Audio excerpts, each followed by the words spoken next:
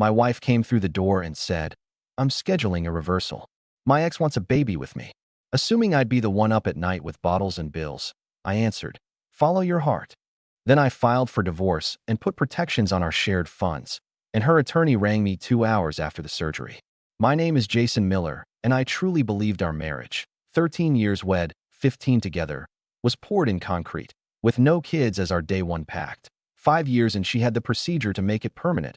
I drove her to the clinic, nursed her through recovery, and we built a calm life. A condo facing a park, 2 trips a year, folders labeled early retirement. Hey viewers, before we move on to the video, please make sure to subscribe to the channel and hit the like button if you want to see more stories like this. 3 Wednesdays ago at dinner.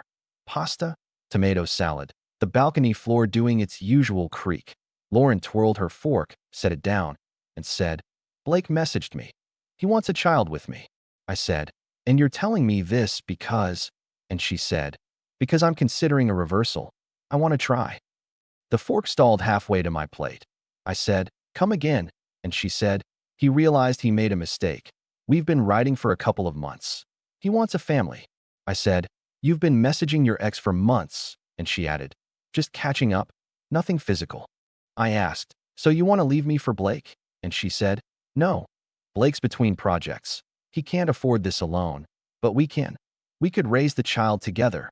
I waited for the punchline that never came and said, "You want me to help raise your ex's child?" And she said, "He'd be around, just not financially. More like a fun uncle who brings paints and guitars." I said, "A fun uncle who's also the biological father isn't an uncle. It's the father." And she brushed the air and said, "You're making it weird. Modern families look all kinds of ways. This could be beautiful. Blake is sensitive and artistic and would add different values." I said, "Lauren, we agreed on no kids. You had surgery to lock that in." And she said, "People change. I'm allowed to change my mind." I said, "You are, but you're not allowed to move another man's baby into our home and hand me the bill." And she said, "Our home, our money. We're married." That's when I understood my name was already typed into the pays for it column. So I said, "Follow your heart, Lauren." And she smiled and said, "So you'll consider it?" And I said, "No, I mean do what you want, and I'll do what I need to do." The next morning she was at the laptop before me, tabs for clinics, success rates, reviews, financing, and by lunch she had a private center quote for $9,000 and slid me the prepayment form saying, "They need your signature to lock the date." And I said, "I'm not paying for this." And she said, "It's joint money." And I said, "It's your project with Blake. I'm not financing it." An hour later her sister Megan called and said, "Are you blocking Lauren from medical care?" And I said, "This isn't chemotherapy. It's elective surgery to have another man's child." And she said, "She's your wife. You support each other." And I said, "Support doesn't mean pay," and agree. Lauren pulled a penalized loan from her retirement fund and fumed that I had forced it, while I retained an attorney, Daniel Grant, the slow-spoken kind who weighs words. And he said, "Get everything in writing. Ask her to confirm the plan plainly. You stay neutral." So that night I texted, "Just to confirm, your plan is to have a reversal to try for Blake's biological child, and you expect me to help raise and financially support that child in our home." And she replied, "Yes, we're a team. You told me to follow my heart." And I answered, "I'm not part of that plan." And she wrote, "Don't be cruel." The clinic booked her for Friday, fast for a private door, and on Thursday, she packed an overnight bag, humming, and said, "Blake's driving me in the morning. He wants to be there." And I said, "How noble." And she said, "Don't start. This is creating life. You'll love the child once they're here. You'll see." Friday I worked from home. At 9 a.m., after confirming she'd checked in, I executed the plan, filed for divorce on irreconcilable differences, placed temporary legal holds on joint accounts during proceedings, rerouted my salary to a separate account, canceled joint cards where I was primary, and updated beneficiaries so the paperwork matched reality. 2 hours later the phone lit up, unknown number, polished voice. "Mr. Miller, this is Alicia Cross. I represent your wife. What exactly did you just do?" And I said, "Filed for divorce and initiated standard asset protections during the case." And she said, "She's in recovery. You froze her access while she's in a hospital gown." And I said, "The timing is unfortunate. The decision was made when she chose to build a family with Blake on my dime. I have the texts if you'd like copies, and she paused and said, we'll be in touch. Controlling behavior is abuse, financial abuse, my body, my choice.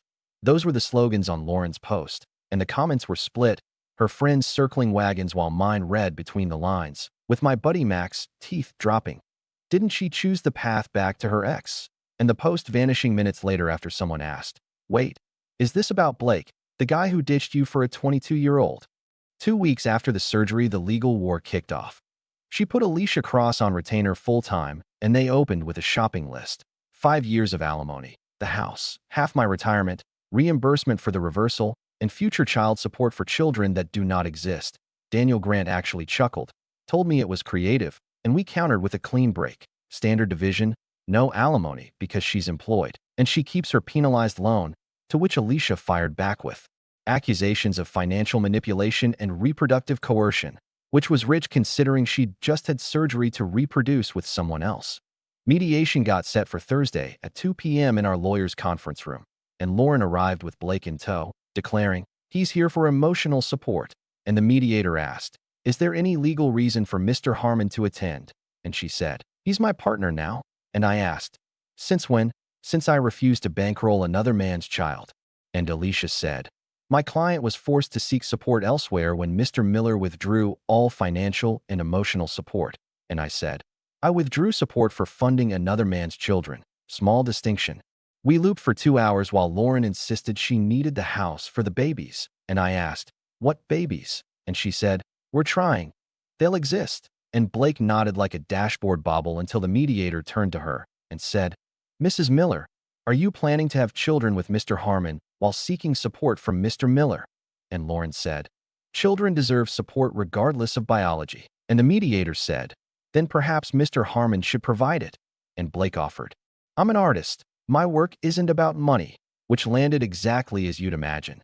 No agreement was reached, so Grant filed to expedite based on irreconcilable differences and abandonment of the marital covenant, while Lauren and Blake played house in my house because she'd moved him in after his roommate kicked him out for, rumor had it, not paying rent. And I paid the mortgage from my brother's spare room and got a neighbor's text saying, Blake is rearranging furniture. Thought you should know. Which meant my furniture in my house was being curated by the unemployed artist. Next came the restraining order gambit. She changed the locks on the place with only my name on the deed, bought before marriage, and when I showed up Saturday for clothes I got, you're not welcome here, bro, through the door from Blake. And when I said, it's my house, he answered, Lauren lives here. You abandoned her. And I said, I'm calling the police. And he said, do it.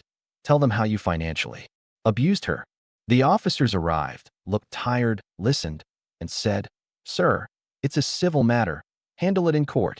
While Blake smirked in the doorway until Monday when Grant filed an emergency motion for exclusive use and the judge calendared it for Wednesday. Tuesday night, I got served.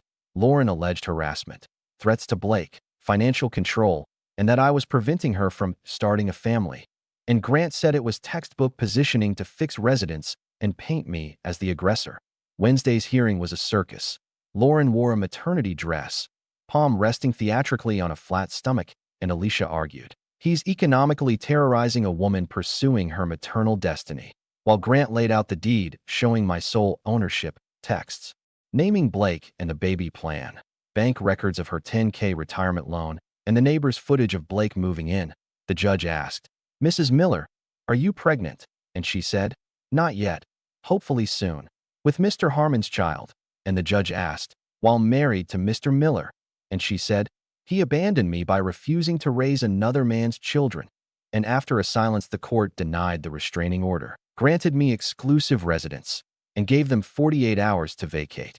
At which Lauren shouted, this is discrimination. I have rights. And the judge said, you have the right to pursue your relationship with Mr. Harmon elsewhere. Friday became moving day, and I hired off-duty officers. Best 400 I've spent. While Lauren and Blake rolled up with a rental truck at 8, plus her sister Megan, her mother Betty, and even Blake's mother, whom I'd never met, who arrived yelling, you're throwing my son into the street. And I said, your 38-year-old unemployed son who's sleeping with my wife. Yes, I'm clearly the villain.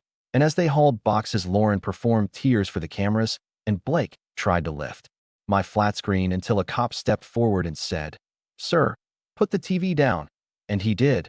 And then Megan insisted Lauren needed furniture for her new place, and I said, "Then she should buy some." And Megan said, "With what?" He froze everything. And I said, "She has a job, and your artist can figure it out." And Betty filmed, muttering, "This is what financial abuse looks like." Until Grant, who'd stopped by to observe, said, "Premarital asset. Here's the deed." And the real scene came when Lauren reached for my grandmother's dining set, and I said, "Absolutely not." And she said, "We chose it together." And I said, "I bought it at my grandmother's estate sale with my money." And she said, "I need it for the babies." And I said, "What babies? You just had surgery." And she said, "Future babies." And I said, "Blake's babies. There is no our here. There's you and Blake. Leave the furniture." And she sobbed, "You're cruel. I wasted 15 years on you." And I said it was a strange way to describe a marriage she was leaving to chase her ex. And Blake puffed his chest and said, "Show some respect." And I said, "You're literally taking my wife and trying to take my TV. Get out."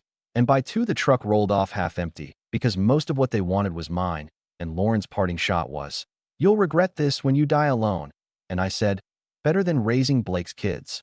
3 days later, the fallout arrived. They were camped at Megan's, and it was going badly. And Megan called sounding tired for the first time ever to say, "They need to borrow money." No, not for them. For my sanity. They need their own place. And I said no. And she said, "Blake won't look for work. Says he's processing trauma from the move. And Lauren is already picking baby names. She's not even pregnant. They're trying loudly in my guest room, and my kids are asking questions. And then, God, you're right. This is insane. What was she thinking?" Meanwhile, the divorce pressed forward. Alicia slowed her replies, and Lauren's asks turned desperate, including one deal where she'd take 50 cash and walk. And Grant said, "You could end this quickly." And I said, "She moved her ex into my house, changed my locks, and demanded I fund their future. She gets standard division, nothing extra." On Thursday, an unknown number pinged. Blake wrote, "We need to talk man to man." And I replied, "Pass." And he said, "I'm trying to be respectful here." And I said, "You're sleeping with my wife." Respect sailed. And he said, "She's divorcing you. She's not your wife." And I said, "Still legally married. Genius." And he said, "I'll take care of her." And I asked, "With what money?" And he wrote, "Love doesn't need money." And I wrote, "Babies do. Just not from my wallet. Good luck." And he sent paragraphs about destiny and how I was blocking true love. And I answered, "You had your chance 16 years ago and picked someone younger. Now you're broke and shopping for a meal ticket." Lauren volunteered, "Not my problem." And he said, "You're bitter." And I said, "I'm realistic. Stop texting me," and blocked him. And Friday afternoon, Lauren showed up at my work. Security called me downstairs, and there she was, looking rough, hair unwashed, no makeup, the same clothes I'd seen 3 days earlier. And I said, "Lauren, we need to talk through lawyers only." And she said, "I'm pregnant." And my blood went cold for a beat, and I asked, "Already? It's been 3 weeks since the surgery." And she said, "The doctor said it was possible." And I said, "Congratulations. Blake must be thrilled." And she said, "He is, but we need help." And I said, "No, the baby would be innocent, but the responsibility would be Blake's." And she said, "You're really going to let a child suffer?" And I said, "I'm really going to let Blake handle his own child." And she started crying, the ugly kind, and security shifted on their feet while she said, "I made a mistake, several actually. I should have talked to you first." And I said, "You should have stayed faithful to our marriage." And she said, "We can work this out." And I said, "You're allegedly pregnant with Blake's baby and asking me to work it out." And she said, "You could be the father, like an adoption." And the security guard actually coughed to hide a laugh. And I said, "Lauren, go back to Megan's or wherever. Just go." And she said, "This isn't over." And I said, "Actually, it is." 2 months later, the divorce finalized, and here's where everyone landed. Asset division was standard 50-50 of marital assets. The house was my premarital property, but I bought out her share of the appreciation, worth it to get clean of the chaos. And she walked with about $73,000 total, not the windfall she expected, but not nothing. And the pregnancy was a lie. Megan confirmed Lauren got her period 2 weeks after that scene at my office. So she was never pregnant, just desperate. Blake lasted exactly 34 days after the decree, and when it sunk in, there was no house, No gravy train, no comfortable life. Just Lauren's $73,000 that was evaporating on deposits and furniture. He bounced, leaving a note that read, "Need to find myself. This isn't working. Sorry." And he took $5,000 she'd pulled for baby furniture for the non-existent baby and disappeared. And at 2 a.m. Lauren called me sobbing. He left me. And I said, "Okay, if that's all you needed to say, we're done." And she said, "What did you expect me to say? I gave up everything for him." And I said, "Yes, you did." And she said, "You must be happy." And I said, "I'm indifferent." And she said, "I want to come home." And I said, "That's not your home anymore. We had 15 good years and you threw them away for Blake." And she hung up. According to Megan, who texts me now and then, weirdly, we're okay. Lauren's in a one-bedroom, working overtime to keep the lights on. She tried the apps, but apparently telling dates she reversed sterilization to have her ex's babies isn't a great icebreaker. Who knew? And Blake posted on Instagram from Costa Rica last week. "Finding myself through art and adventure. With another woman, younger of course, and Betty Rang wants to guilt trip me. She's struggling." And I said, "She's an adult who made choices." And Betty said, "She was confused." And I said, "She was calculating. It just didn't work out." And she asked, "Don't you feel anything?" And I said, "Relief." Which is true, because the house is peaceful now and I repainted, replaced the dining set she tried to take, got a promotion at work with no domestic circus kneecapping my performance, and started dating someone casually. Nothing serious. But she's never floated the idea that I should bankroll her ex-boyfriend's children, which is already an upgrade. The strangest touch was a Christmas card from Lauren. A photo of her beside a droopy apartment tree and inside, "Thinking of better times. Maybe new year, new chances." And I texted Megan, "Did she seriously send me a Christmas card?" And Megan said, "She's convinced you'll take her back eventually." And I asked, "Based on what?" And Megan said, "Delusion mostly. She keeps saying you two were meant to be." And I said, "We were meant to be until Blake texted." And Megan said, "She calls him the mistake now. The mistake that cost her everything." And I said, "She knows. Good." And the last I heard, Lauren was considering moving back to her hometown. Cheaper rent, and she could stay with her parents. And Betty would love that. She could brief Lauren daily on how evil I am while Lauren realizes Blake played her like a dollar store harmonica. As for me, life's good, quiet, drama-free. The way marriage was supposed to be before my wife decided her unemployed ex's genetic material was worth more than our life together and wanted me to raise Blake's kids. And she got to experience Blake's commitment level instead. And she wanted to follow her heart, and it led her straight to a one-bedroom apartment and a maxed-out credit card. And the entitlement was staggering. The assumption I'd just go along was insulting. And the shock when actual consequences arrived was priceless. And do I feel bad? Sometimes late at night, I remember the good times, and then I remember her across the table explaining how I'd be paying for Blake's offspring while he played weekend dad, and any sympathy evaporates. Because she made her choice and I made mine, and the difference is I can live with mine. While Blake is still finding himself in Costa Rica, and Lauren is finding out that starting over at 41 with nothing but debt and delusion isn't the romantic adventure she imagined. And me, I'm finding that peace and self-respect are worth more than any relationship built on entitlement and betrayal. And truly, best $73,000 I ever spent to get my life back. What do you think about this story? Let me know in the comments, drop a like, and don't forget to subscribe for more real-life stories.